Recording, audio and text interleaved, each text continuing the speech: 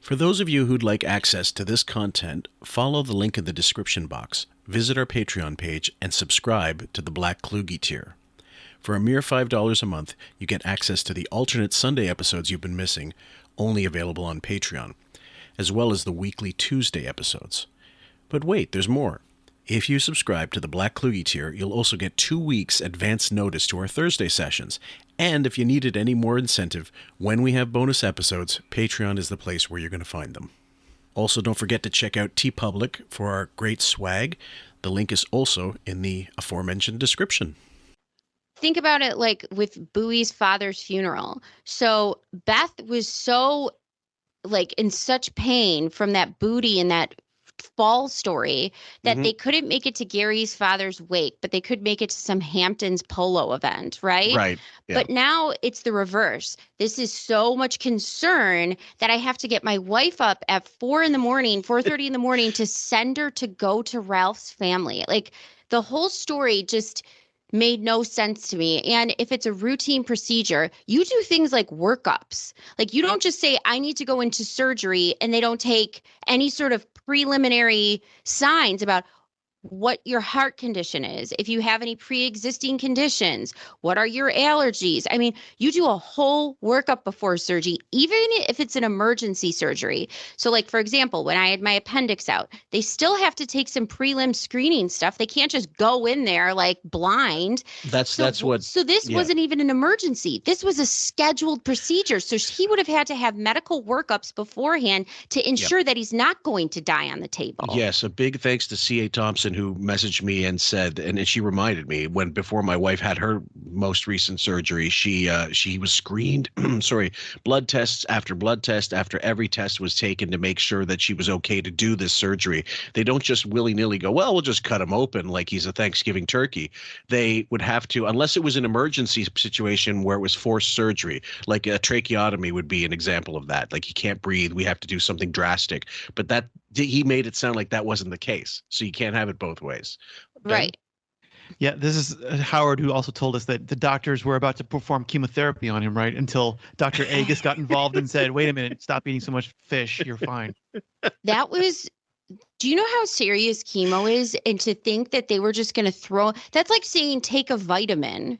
The way he was describing chemo. He was strapped down like James Bond on a table, and they were about to shoot him with the ray until Agus walked in the room and said, wait, slap that can of tuna out of his hand. We've all seen scenes in the movie of like when people are getting chemo. I mean, even in The Sopranos, when Corrado or whatever sitting there in that room when your arm and you got to have somebody with you drinking. Johnny Sack. Yeah, Johnny Sack, sorry.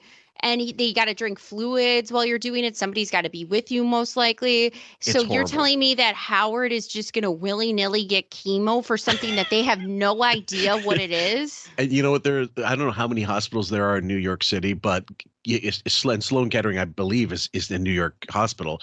But like you couldn't mention another one that wasn't cancer related. He just literally was on the fly. That's what came to mind. They were going to send me to like a cancer hospital for this shit, just willy nilly. Just unbelievable. Anyway, we're going to continue where we were last time. But before we do, Sam.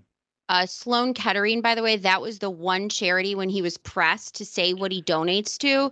That was also the one hospital he brought up. Like he had to think of something on the fly, and he said, "Oh, donating to Sloan Kettering." So that's like in his head, his addled brain of narcissism, the one hospital name he always comes up with on the fly as an excuse for something. Yeah, it was documented during Kompromat found it out, actually. He said it said it was under donors under 100,000, meaning not up to, but not, not over, included for that one fiscal year, Howard Stern. And that was when Robin went in for her chemo. So, I think Howard did that to sort of speed up the process a little bit and tell Agus, well, this is what has to happen. I'll pay this much money and I'll cover the costs. Like I believe he would cover the cost for Robin just for the sake of expediting things.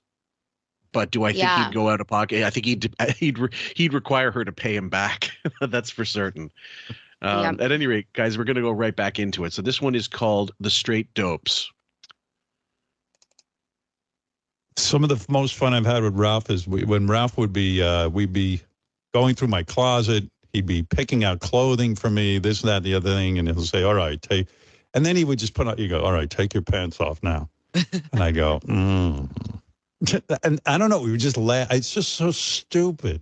And it's killing me. I'll never hear that again. I go, it was the same dumb conversation. I go, oh, I'm taking my pants off now and you'll benefit so much. And he goes, oh, it was just so stupid. The word you're looking for is gay. Sam? Yeah, this doesn't sound anything like a remote conversation or situation, picture your parents or your friends. I never know of a single male that's like, I can't wait to go to the mall and try on clothes. It's my favorite thing to do. In front of my stylist. I can't wait. It sounds like so much fun. Name one straight person in your life that sounds like a good time. Forget men. Sam, when the only time you had women helping you get dressed was for your wedding, it was going to be for your wedding gown because you can't do it yourself. It's impossible. And unless you're wearing unless you're wearing a handkerchief like Beth did for her wedding.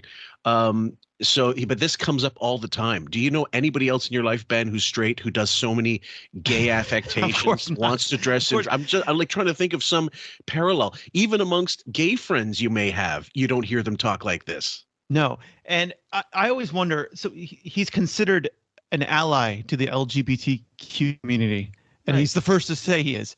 So why then is it always a joke to him to pretend to be gay, to dress in drag, to pretend?